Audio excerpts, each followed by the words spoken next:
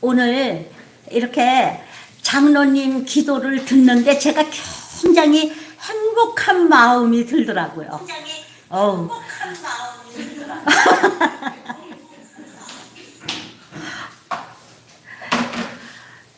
참 저같이 부족한 것이 예수님을 믿어서 이렇게 훌륭한 장로님의 축복을 받는다는 것이 너무너무 행복한 마음이 드는 거예요.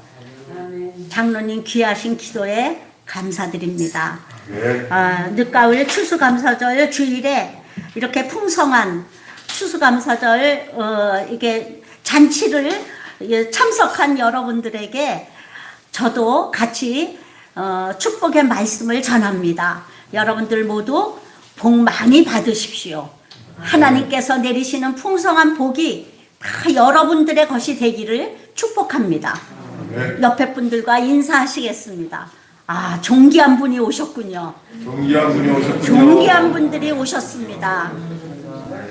진짜 이 어려운 시기에 아무 일 없이 건강하게 아버지 앞에 나온 것은 정말 대단한 일인 것이에요. 하나님의 거룩하신 사랑이 우리와 함께 하심을 믿습니다. 기도하면서 오늘 말씀을 시작하겠습니다. 하나님 아버지 정말 감사합니다. 이렇게 하나님께서 한 주간 저희들을 은혜롭게 보내게 도와주시고 거룩한 성전에 나와 함께 예배하게 하시니 감사드립니다.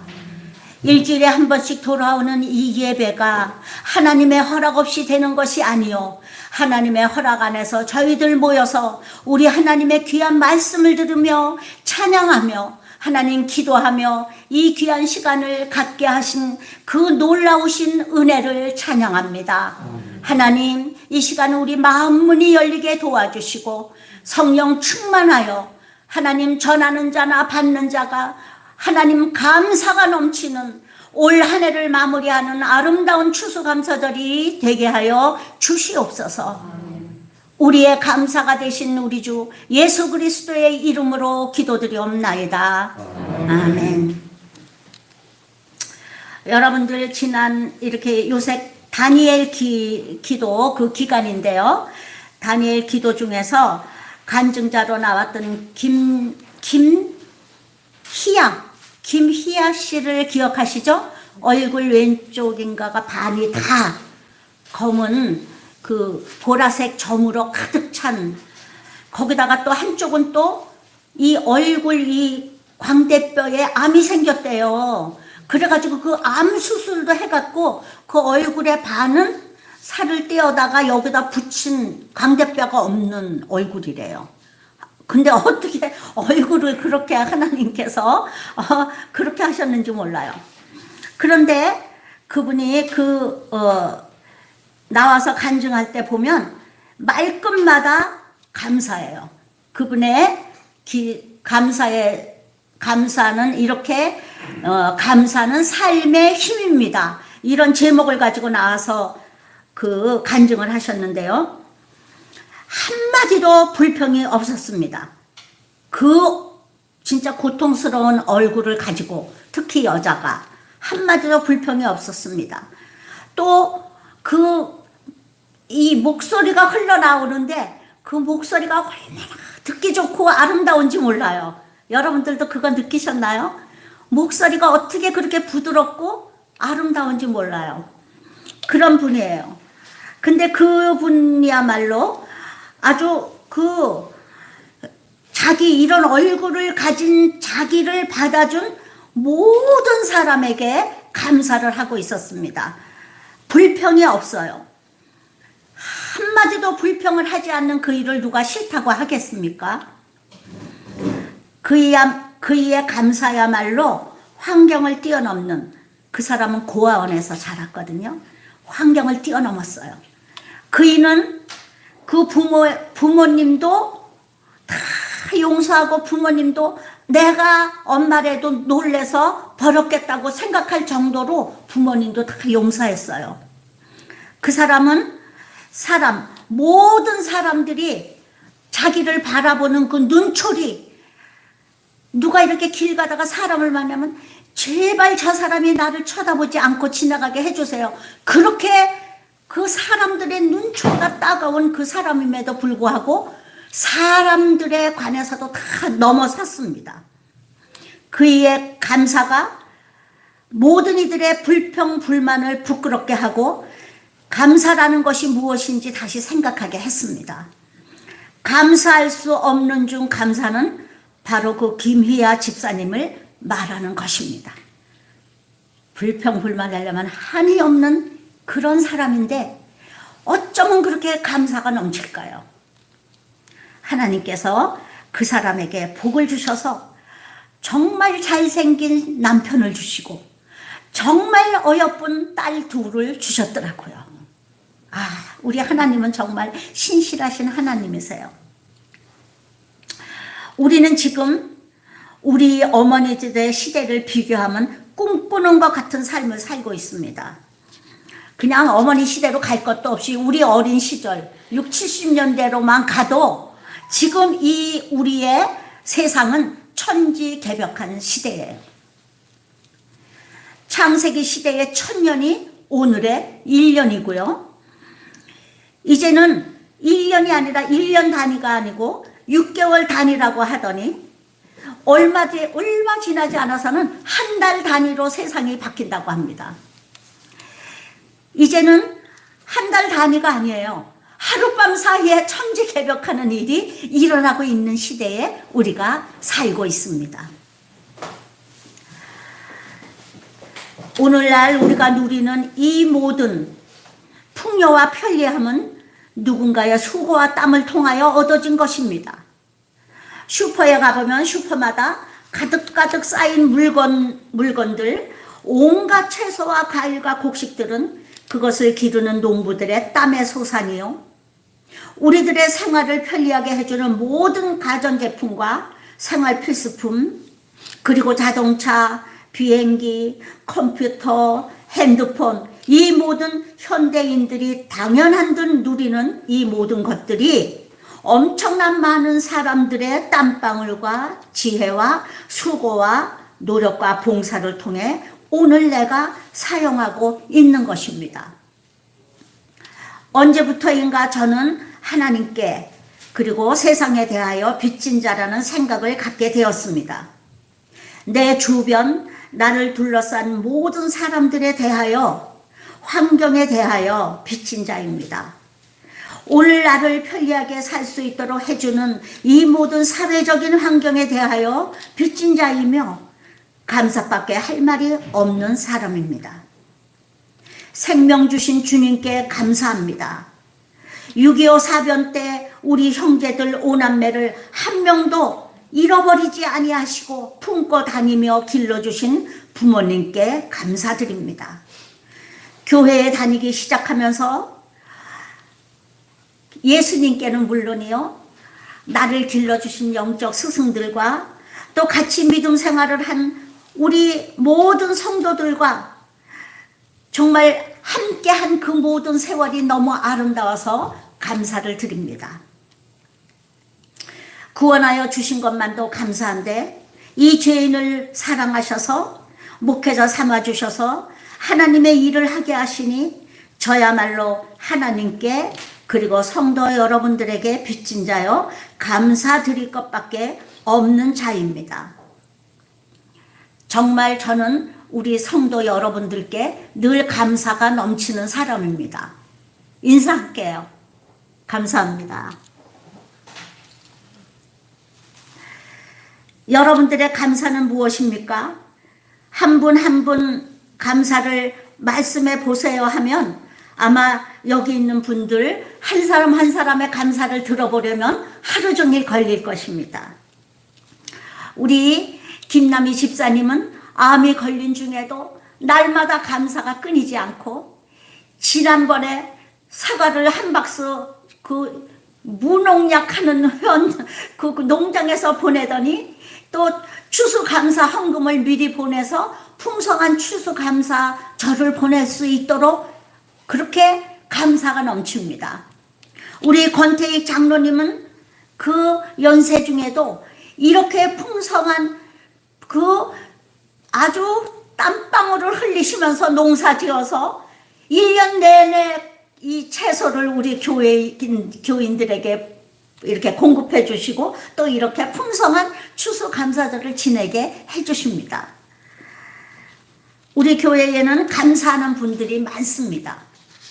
몸이 아픈 사람들을 위하여 남모르게 슬쩍슬쩍 누가 알까봐 조심스럽게 모레도 사잡수시라고 이렇게 돈을 건네고, 그리고 그 사람들을 위로하고, 그러면서도 표시도 안 냅니다.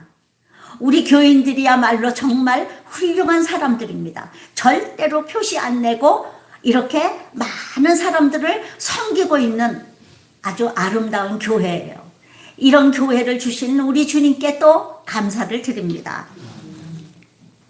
오늘 우리 시편 138편, 오늘의 시편은 하나님께 대한 감사의 찬양시입니다. 본시는 다윗이 하나님의 은혜로 말미암아 이스라엘의 왕이 된 것에 대해 하나님께 감사하는 노래입니다. 다윗이 왕이 되어서 감사하는 것이 아닙니다. 그 광야를 쫓겨다닐 때에도, 원수가 뒤쫓아올 때에도 감사하신 분이 다윗입니다. 이 시인은 기도 응답에 대하여 감사드리고 열왕들이 주께 감사할 것을 예언하면서 주의 뜻이 궁극적으로 성취될 것을 확신합니다. 여기 열왕들이 주께 감사할 것, 이것은 메시아에 오실 것을 확신하면서 미리 감사드리는 것입니다. 우리는 본시를 통하여 주의 인자하심과 성실함을 통한 구원을 확신할 수 있습니다. 여기서 인자하심은 헤세드예요. 히브리 말로 헤세드입니다. 어머니가 자식을 사랑하는 그 긍휼한 사랑이라는 뜻보다 더 큰 이 헤세드는 자궁이라는 뜻이 있는데요. 하나님께서 우리를 품고, 어머니가 자궁 안에 아기를 품고 기르시는 것 같은 그 사랑으로 우리를 인도하시는 하나님에 대한 뜻이 있고요. 그 다음에 에메드, 성실하심, 진리, 이것이에요. 하나님은 하나님의 토부, 하나님의 큰 기쁨으로 우리들을 품고 계신다는 것을 얘기하는 것입니다. 다윗이 이 시를 쓸 당시의 역사적 상황은 다윗이 주변 국가 대부분을 평정한 시기였을 것으로 추정됩니다. 그것은 왜 그러냐 하면 사무엘하 7장과 역대상 17장을 참조하고 있기 때문입니다. 다윗은 사방의 모든 대적을 평정한 뒤 평안을 주시고 다윗의 보좌가 견고하게 된 것에 대해 하나님께 감사하고 있습니다. 특히 다윗 자신과 그 자손의 보좌를 영구하게 보호하시겠다는 하나님의 언약에 대해서 다윗은 감사하고 있습니다. 우리 그 사무엘하 7장을 보면 다윗이 하나님께 들어가서 감사기도하는 장면이 나오죠. 나단 선지자의 예언을 듣고 내 보좌가 영영이 끝이지 아니하리라 하시는 예언의 말씀을 하고 있습니다. 하나님께서는 이스라엘의 대적들이 모두 쇠퇴하고 이스라엘 땅에 평화가 도래하자 다윗과 언약을 체결하기를 원하셨습니다. 사실 하나님과 이스라엘 간에는 여러 차례 이 언약이 맺어졌어요. 하나님과 이스라엘에는 여러 차례, 이제 한 번 언제 언약에 관해서만 하나님과 이스라엘 백성과 하나님을 믿는 오늘날의 성도와 언약하신 것만 한번 설교를 하려도 아마 한 2시간은 걸릴 거예요. 한번 그거를 간추려서 짧게 줄여서 한번 설교를 하겠습니다. 언약, 하나님이 이스라엘과 언약, 그리고 오늘날 우리와 언약하신 것, 그것을 성실히 이루시는 그 하나님의 언약, 그것이 다윗의 언약 이전에 계시된 여러 언약들보다 더욱 진보된 언약이 오늘 선포되고 있습니다. 예수 그리스도의 왕국의 실체를 좀 더 분명하게 예표하고 있습니다. 결국 이 시는 메시아 도래의 예언의 시로서 메시아의 구원 성격을 자세히 말해주고 있습니다. 성경의 모든 말씀은 예수 그리스도에 대한 것이고 예수 그리스도에 대한 점진적 예언이 기록되어 있습니다. 장차 오실 메시아는 세상 질서를 온전히 회복시키시고 완성시키실 것임을 알려줍니다. 또한 본시의 장르는 일반적으로 기도의 응답을 받은 후에 부른 감사시라고 볼 수 있습니다. 시인은 과거와 현재에 베푸신 하나님의 은혜에 대하여 묵상하며 하나님의 인자하시고 성실하신 보호에 대해서 진심으로 감사하고 있습니다. 이 본시의 구성은 어떻게 되어 있느냐? 1절로 3절까지에는 다윗의 기도의 응답으로 이루어진 큰일, 왕에 대하여, 왕이 된 것에 대한 감사가 기록되어 있습니다. 또한 4절로 6절까지는 둘째 연인데요. 세상의 모든 열왕들이 이 소식을 듣고 그들도 하나님의 영광과 그분의 도에 대해서 찬양할 것이다. 이렇게 말하고 있는 것이에요. 다시 말하면 세상의 모든 열왕들이 예수 그리스도의 도를 듣고 감사할 것에 대한 예언이 4절로 6절까지 기록되어 있는 것입니다. 그 다음에 7절로 8절은 환난이나 원수들의 시험 속에서도 하나님의 도움이 있을 것이라는 시인의 확신이 나타나 있습니다. 다윗은 이 모든 것을 앉아서 시로 쓴 사람이 아니고 정말 그 목동 시절서부터 오늘 왕이 된 시절까지 다 자기가 체험한 일을 가지고 그리고 하나님께 들은 예언의 말씀을 가지고 이 시를 완성한 것입니다. 처음부터 끝까지 메시아의 도래까지 완전히 완성하셨어요. 저와 여러분도 지금까지 살아오는 동안 죽음의 고비를 넘기며 위태로울 때가 얼마나 많았습니까?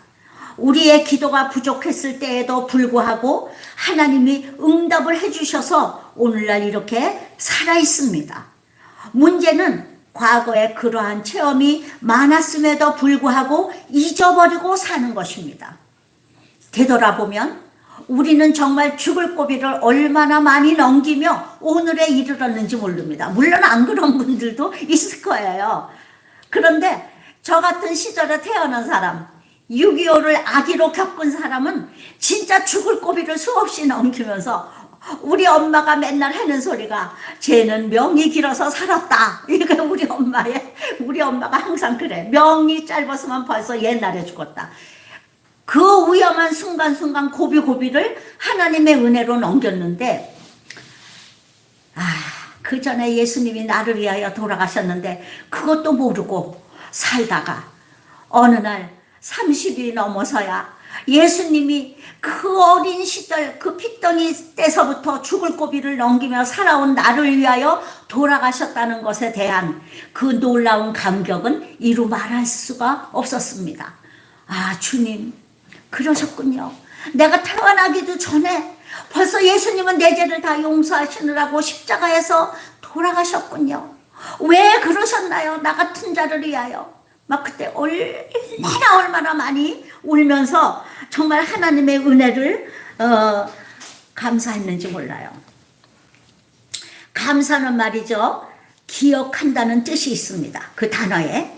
다시 말해서 감사의 뜻은 은혜를 잊지 않고 기억하고 사는 것입니다. 그러므로 은혜의 반대말은 배은망덕이에요. 따라서 이스라엘 백성들이 항상 원망 불평이 많았던 것은 배은망덕했기 때문입니다. 그들이 홍해 앞에 있을 때에 꼼짝없이 죽을 수밖에 없었는데 하나님께서 홍해를 갈라 육지같이 건너가게 하심으로 살려주셨습니다. 그래서 막 홍해를 건너가가지고 막 다윗이 찬양하고 미리암이 막 소고를 치고 여인들이 다 일어나서 막 하나님을 찬양했어요. 근데 사흘 후에 마라에 가서 쓴물을 만나니까 어제의 감사는 어디로 가고 온 백성이 우리를 죽으라고 이 광야로 데리고 왔느냐? 그랬다는 것이 아닙니까? 우리들은 얼마나 은혜에, 그래서 우리나라 말의 속담인지 모르는데 은혜는 물에 새기고 원수는 돌에 새긴다, 뭐 이런 말이 있는 것 같아요. 제가 그런 말을 들은 것 같아요. 사람들이 말이죠, 감사 다 잊어버리고 은혜 다 잊어버리고 오늘 내가 있는 것은 내가 잘나서 사는 줄 아는 것이 인간인 것입니다. 여기에 인간의 악함이 있습니다. 그렇지만 다윗은 항상 하나님의 은혜를 기억하며 살았습니다. 이 말은 이런 뜻이기도 해요. 항상 하나님과 같이 살았다, 이것도 돼요. 여러분 은혜를 받았는데 한 6개월이나 1년이나 하나님의 은혜를 체험하지 못하면요, 하나님 살아계시나? 이것이 인간인 것이에요. 날마다 하나님을 만나야 하나님은 나와 함께 하십니다, 하나님은 살아계십니다 라는 고백이 나오는 것이 이 연약한 인간인 것입니다. 잊어버리기를 잘해. 인간은 뭐를? 특히 은혜를 잊어버리는 걸 잘해.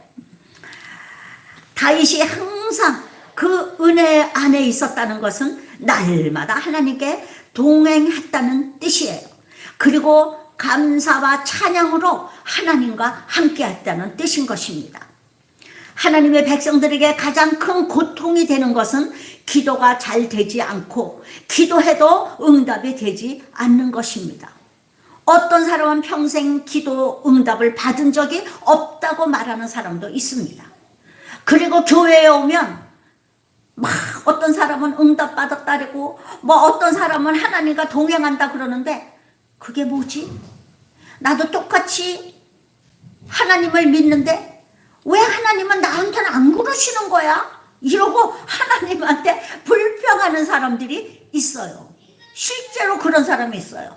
권사라는 사람이, 그것도 하나님 은혜에 감사해서 저하고 신학교를 같이 다녔습니다. 저는 날마다 하나님 예수 그리스도에 대해서 말할 게 너무 많아.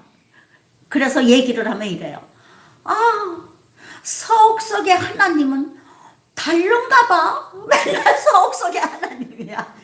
여기서 보면 이러잖아요. 성경에 보면 사람들이 기도할 때 다윗의 하나님이요, 기도원의 하나님이요, 두보라의 하나님이요, 그리고 내 하나님은 아니야. 그 사람한테 기대요.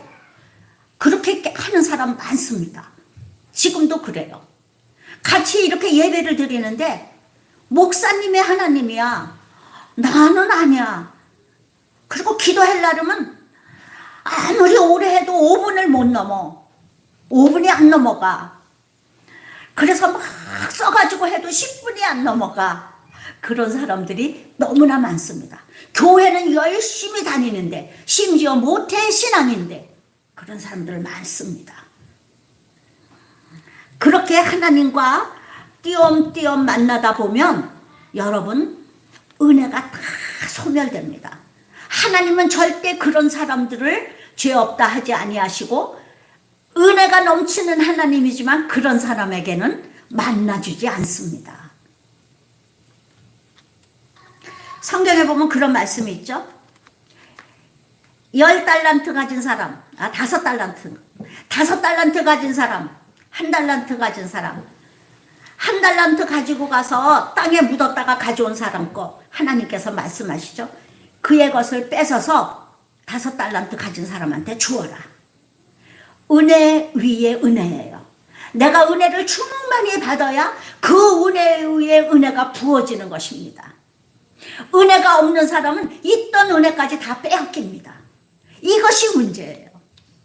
이것이 감사하지 못하는 우리 심령의 첫 번째 조건입니다. 기도하지 않는 것. 외국에 그 집회차 나가보면, 이제 목사님들이 외국 집회를 많이 나가시잖아요. 그 나가보면, 이제 뭐 LA면 LA, 시카고면 시카고, 이런데 그 교회 다니다 보면 어떤 교회는 은혜를 많이 받은 집사님들이 자기 집에 방 하나를 구별해서 나는 한국이나 외국이나 선교사님이나 또 목사님이나 전도사님이 오시면 이 방을 내 집까지 편히 쓰도록 내주리라 하고 그렇게 해놓은 분들이 많이 있대요. 덜어 있대요. 한 교회에 한 분씩은 반드시 있답니다. 우리 교회는 누가 그렇게 하는지 모르겠어요. 그렇게 있대요. 그러면 이제 그런 사람들을 그분이 잘 대접해서 보낸답니다. 그러면 그분들이 뭐 선교사, 목사, 전도사일 거 아니에요. 돌아가셔서 20명을 대접했으면 그 중에서 한 분 정도가 참 감사합니다 하고 전화가 온대요. 여러분 놀랍지 않습니까? 우리가 얼마나 감사하지 않고 사는지 정말 단적으로 보여주는 예화인 것입니다. 진짜 그렇다고 어떤 목사님이 가셔서 그 가정에 갔을 때 들었다고 얘기했습니다. 예수님 당시에도 문둥병자 10명을 고쳐주었을 때 돌아 엎드려 절하며 감사를 표시한 사람은 단 한 사람뿐이었습니다. 여기에서 우리가 깨닫게 되는 것은 대부분의 사람들이 감사하는데 그다지 익숙하지 않다는 것입니다. 이에 반하여서 해서는 안 되는 원망 불평들은 아주 쉽게 잘 말하고 있습니다. 구약 성경을 읽다 보면 이스라엘 백성들이 애굽에서 종살이 하다가 출애굽하여 광야에 머문 40년 동안 하나님께서 얼마나 많은 그 축복을 베풀어 주셨는지 모릅니다. 그러나 그들은 하나님께 감사와 찬양을 돌리기보다는 늘 원망 불평의 세월을 보냈습니다. 일본의 우찌무라 간조는 신학자죠. 목사님이면서 우찌무라 간조 목사님은 감사하는 마음이 생기지 않는 메마른 마음을 가지게 되는 것은 저주다 이렇게 말했어요. 진짜 그건 저주예요. 하나님을 모르는 저주예요. 다시 말해서 아무리 은혜를 많이 입었어도 도무지 감사하는 마음이 생기지 않는다면 그 마음 자체가 메마른 마음으로 저주라는 뜻입니다.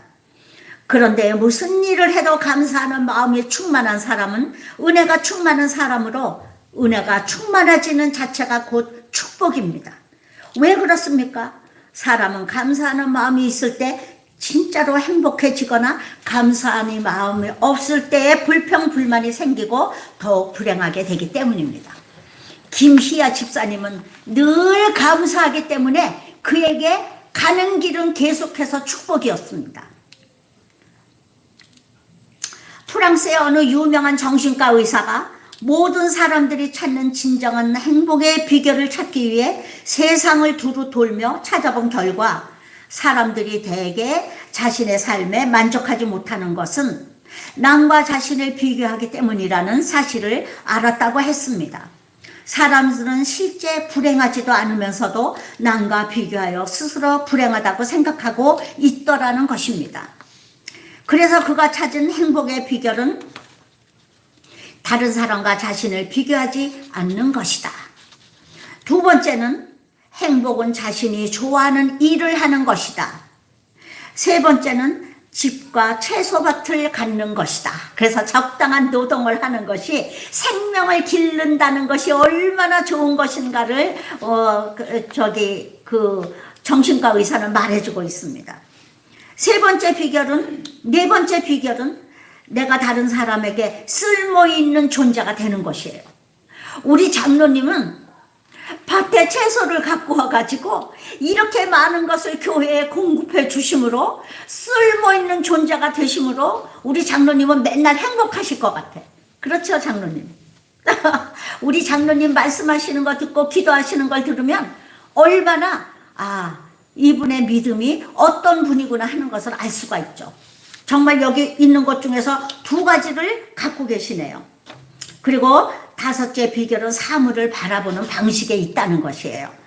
예를 들면 장미꽃을 바라볼 때 어떤 이는 왜 이렇게 아름다운 장미에 가시가 돋쳐 있어? 이렇게 불만스럽게 생각할 수도 있고 아유 가시가 있는데 이렇게 아름다운 꽃이 피다니 하면서 그 장미꽃을 아주 기쁘게 바라보고 사랑할 수가 있다는 것입니다. 그러나 이분이 내린 결론은 그 반전이 끝에 있습니다. 그러나 이 모든 것을 가졌다 하더라도 다 틀렸다는 것이에요. 끝에 가서 이분은 이렇게 말했습니다. 다 틀렸다. 진정한 행복은 하나님을 만나는 것이다. 이렇게 결론을 내렸어요. 진정한 행복은 하나님을 만나는 것이다. 그러면 그 김희아 집사님처럼 다윗처럼 어떤 환경이나 어떤 사람들과 살더라도 그 행복이 넘치는 삶을 살 수 있는 것입니다. 하나님만 계시면. 하나님께서는 인류의 조상 아담을 첫사랑이라 하지 아니하시고, 놀랍게도 성경을 자세히 보면 하나님께서 이스라엘 백성을 출애굽시키시고 그들을 광야에서 인도하시던 시절을 첫사랑이라고 회상하셨습니다. 저는 이 장면을 볼 때 너무 놀랐어요. 정말 저도 행복했습니다. 예레미야 2장 2절에 가면 이렇게 말씀하십니다. 가서 예루살렘에 귀에 외칠지니라. 여호와께서 이와 같이 말씀하시기를, 내가 너를 위하여 내 청년의 때의 인애와 내 신혼의 때의 사랑을 기억하노니 곧 씨 뿌리지 못하는 땅 그 광야에서 나를 따랐음이니라. 그랬어요. 이스라엘 백성이 광야에서, 아무것도 없는 광야에서 하나님밖에 의지할 수 없습니다 하고 온전히 하나님을 따랐을 그때에 하나님께서 가장 행복했다는 것이에요. 신혼의 때라는 것입니다. 정말 이스라엘 백성이, 하나님 내일 아침에도 만나를 내려주실 건가요? 하나님 물이 그치지 않게 해주세요. 하나님 우리를 도와주세요. 막 그 하나님만 바라보고 살았던 그 시절, 하나님은 그 백성을 품고 첫사랑의 시절이라고 말씀하시는 거예요. 여러분이 지금 광야에 있다고 생각하십니까? 지금이야말로 하나님의 사랑을 받을 때입니다. 지금이야말로 하나님을 바라볼 때입니다. 하나님과 사랑을 시작할 때인 것입니다.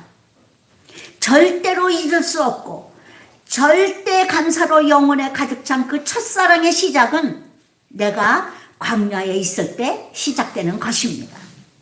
여러분의 광야의 시절을 주님과의 첫사랑의 시절로 만드시기를 바랍니다. 저야말로 광야에서 예수님을 만나가지고 그 첫사랑의 시절 얼마나 좋았는지 지금도 저는 평신도로 돌아가서 그 첫사랑의 시절로 갔으면 너무나 좋겠습니다. 하나님께서 이스라엘 백성들이 적어도 1년에 3번 이상은 하나님 앞에 정성껏 준비한 감사의 예물을 드리며 하나님의 성막에 나와서 감사의 절기를 보내도록 규례를 만드셨습니다. 감사를 너무 안 하니까 아주 절기를 만드셨어요. 6월절, 맥주절, 초막절입니다. 그 중에 초막절이 우리의 추수감사 절기와 같습니다. 모든 것을 다 추수하고 절기를 지키는 것이죠. 우리의 이 추수감사 절기와 같습니다. 따라서 이 새 절기가 되면 이스라엘 백성들은 의무적으로 누구든지 예물을 드리면서 감사의 절기를 지킵니다. 내가 어떻게 하면 주님을 기쁘시게 할 수 있을까? 믿음의 사람들의 습관 중에 가장 좋은 습관은 기도하는 습관과 감사하는 습관입니다. 새벽 기도를 하는 습관, 가정 예배를 드리는 습관, 범사에 감사하는 습관은 훌륭한 신앙 인격을 만듭니다. 그러나 자주 교회에 나가 기도하지 않는 사람은 좀처럼 기도하기가 힘듭니다. 훌륭한 신앙 인격을 만드는 것은 감사와 그리고 기도입니다. 감사는 신앙과 인격의 문제입니다. 김희아 집사님처럼 다윗처럼 감사할 수 없는 자리에서 감사함으로 진정한 감사로 예수님께 영광 돌리시는 여러분들 되시기를 주님의 이름으로 축원합니다. 아멘. 여러분들의 감사가 하나님께 상달되기를 축원합니다. 아멘. 기도하겠습니다. 아버지,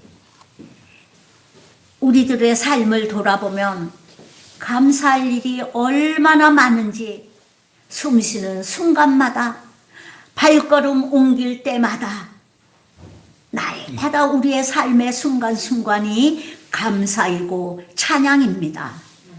주님, 우리를 향하여 하나님께서 원하시는 것, 어려운 것 아닌 것을 감사드립니다. 날마다 한 걸음씩 나를 따라오신 예수님의 말씀 감사합니다. 2걸음, 3걸음 따라오라 하시면 우리들 힘들 터인데 한 걸음씩만 내 힘에 맞도록 조금씩만 나를 따라오너라 하신 주님을 찬양합니다. 오늘도 우리들 예수님의 뒤를 따릅니다. 부족하지만 하나님 은혜를 감사하며 예수님을 따릅니다. 예수님, 우리의 기도와 찬양과 우리의 감사를 받아 주시옵소서. 이 감사의 성찬상에 가득 쌓인 감사를 주님 받아 주시옵소서. 우리의 심령에 넘치는 감사가 하나님 아버지 우리 주님을 기쁘시게 해드리는 아름다운 감사의 사람들이 다 되게 하여 주시옵소서. 거룩하시고 참으로 좋으신 우리 주 예수님 이름으로 기도드리옵나이다. 아멘.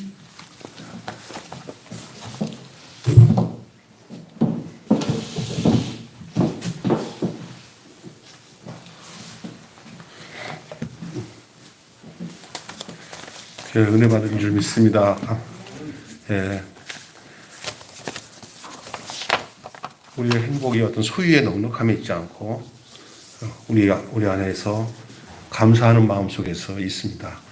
예. 그래서 저는 제가 잠깐 목사님 말씀 듣다가 한 2, 3분 정도만 여러분과 나누고 싶은 게, 저는 올해 정말 내가 하나님께 너무 감사한 건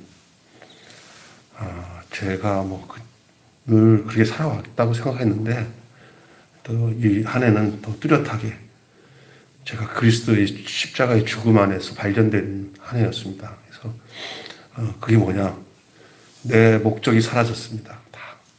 그리고 그분의 목적 안에 내가 살고 있다는 분명한 내 존재를 발견하고, 그래 되니까 욕심이 사라지니까 누가 비교도 안 하고 성도들이 다 너무 감사하고, 제 안에 어떤 교회에 대한 또 환경에 대한 어떤 불평과 이런 것들이 내가 하지 말아야지 해서 안 하는 게 아니라 그냥 존재가 바뀌니까 안 하게 되더라고요.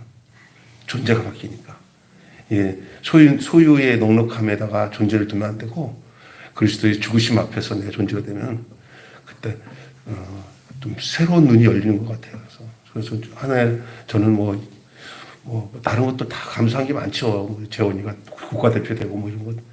그런 게 중요한 게 아니고, 제가 좀 코로나 통해서 참 힘들었을 수밖에 없어도 힘들지가 않고 그냥 그리스도 안에서 발견된 제 자신을 발견하고, 모두가 저랑 같은 자리에서 세상의 것들 힘들긴 하지만 과정 중에 있지만 거기에 마음 두지 마시고 십자가에서 죽으신 예수 그리스도 안에서 발견되면, 그러면 아까 전에 말한 것처럼 어떤 남과 비교할 것도 없고요. 저는 비교 많이 했어요. 친구들 교회 부흥되면 나도 부흥되면 그리고 어떻게 하면 잘할까 경쟁하고, 다 쓸데없는 거. 이제 그냥 그리스도 예수로 말미암아 내가 그 생명 안에 속해 있어서 감사하는 거야. 이거밖에는 제가 올 한 해 다른 것도 많지만 다른 거 생각할 것도 없이 감사한 것 같아요. 여러분 중에 한두 분 정도 나와서 감사 간증하라고 하면 좋겠지만 미리 얘기도 않고 갑자기 나오라고 그러면 힘들 것 같아서 저만은 그렇게 얘기했습니다. 제가 고백하니 감사 간증에 여러분도 하나가 되었으면 좋겠습니다. 아멘. 많이 힘든 거 알아요. 그러나 힘든 중에도 여러분이 그리스도와 연합이 되어서 함께 사는 것을 주님이 가장 기뻐하세요. 헵시바 뿔라가 뭔지 아세요? 헵시바 뿔라. 결혼한 여자예요. 그리스도와 결혼해서 살면은 그리스도의 영광이, 그리스도의 그 존재가 나와 하나가 되어서 살아가기 때문에 그렇습니다.